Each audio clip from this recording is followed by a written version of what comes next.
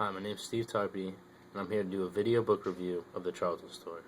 It's about a man who was an entrepreneur, a pioneer, and a very generous man named Earl Perry Charlton.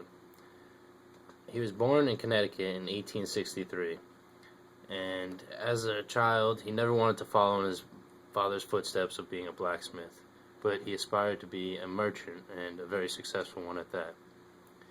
As he grew up, he was a salesman in Boston, and he saved up a lot of money so that he could go into partnership with Seymour Knox, who had already owned a few stores at the time. And they opened up a 5 and 10 cent retail store in Fall River. Charlton wasn't in charge of that one. He was the main manager, but they also expanded throughout New England, eventually owning 9 5 and 10 cent retail stores.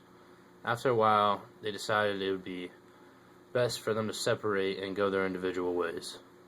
They sold their stores throughout New England to Frank Woolworth.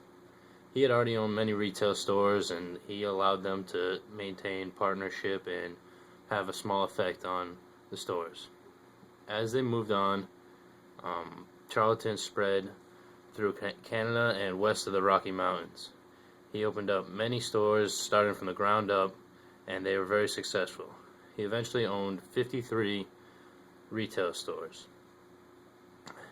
His main office was in Fall River, where he rarely contacted his managers who were in charge of all the stores. He couldn't contact them often because there was only telegram and a rare phone call. So he had to trust them, and he was very loyal to his managers and all his employees. From that point, he became very successful, and as his stores grew, he made a lot of money, and he began to donate. He was a very generous man. He donated millions of dollars throughout his lifetime. When he passed away in 1930, his estate was valued at $32 million. And from that point on, his children, his daughter, and his grandson continued to donate and be very generous.